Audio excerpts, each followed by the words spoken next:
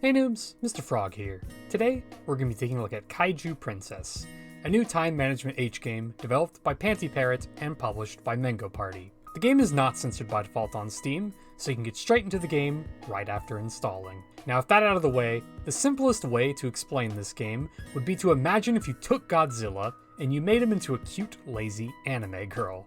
If that has always been your dream, then Kaiju Princess has got you covered. The game opens with the main character explaining how he recently used a sketchy website where you can arrange to have women live with you long term in exchange for certain favors. The girl named Zhao eventually arrives, but something seems very off about her. She doesn't really seem to display a lot of emotion and appears confused by most normal human interactions. The main character is reasonably confused by this, but shrugs it off as her just being weird. That is until one day, while watching the news explaining the recent appearance of giant kaiju monsters all across the world, something very odd happens. While listening, he then begins to hear Zhao talk in her sleep, almost as if she was speaking as the kaiju on the TV screen. Concerned, he asks her about it the next day, and sure enough she reveals that she has been sent here from another planet to terrorize the world and collect their fear emotions. She also says that if she doesn't collect enough fear by her deadline, then her planet will send someone else who will just destroy the world instead. Thus, despite any of your reservations, you agree to help her in order to save the planet. And that basically sums up the main plot for the game. It's a bit goofy, but also fun and lighthearted. It never really takes itself too seriously, and has lots of cute and wholesome moments between the main character and Zhao. If anything else, it's probably one of the more unique H-game concepts to come out in a very long while. As for the gameplay, it's pretty much your standard time management gameplay affair. You will need to balance your finances and your relationship with Zhao, while also making sure you collect enough fear before each deadline. Fear can be earned by attacking cities throughout the day, with more populated areas giving more fear than remote ones. It's a pretty simple system, with the game just playing a short animation once you decide on an area to attack. Some sort of gameplay system here would have really been a nice addition, maybe something like Rampage, but it's not too bad for what it is, and the animations and voice acting are more than cute enough to make up for it.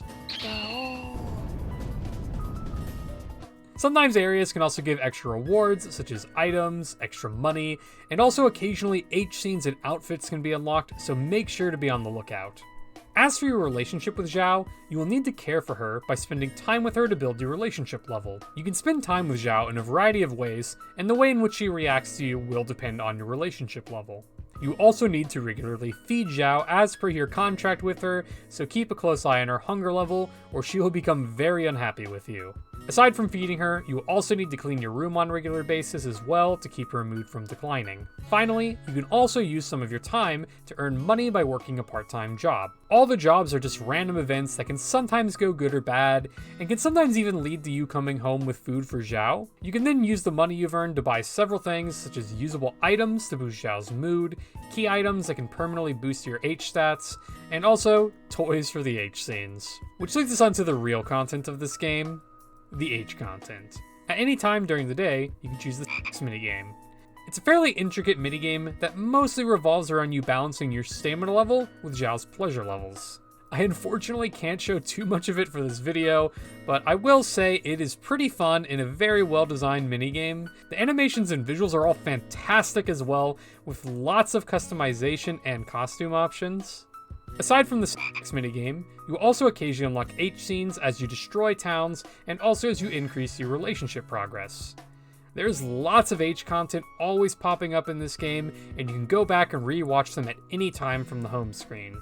I was admittedly very impressed by the quality of the H content here, so if that is your main interest in this game, it definitely delivers on that front. And with that being said, even with all of the H content removed, it is still a really enjoyable and fun lighthearted game. So I'd say even if H games really aren't your thing normally, I would really recommend this game still for anyone interested. The time management system is pretty forgiving for the most part, so you rarely feel any pressure or tension that these games can sometimes create. It's a very simple, wholesome, and cute game that is easy to pick up and play for anyone interested in time management games at all. With that being said, this game earns a very strong Mr. Frog Mountain Dew sip of approval. Once again, thank you to everyone for all the support, and if you'd like to see more H-game content, make sure to subscribe to the channel. Also, make sure to check out the Mr. Frog stream over on Twitch. Later, noobs.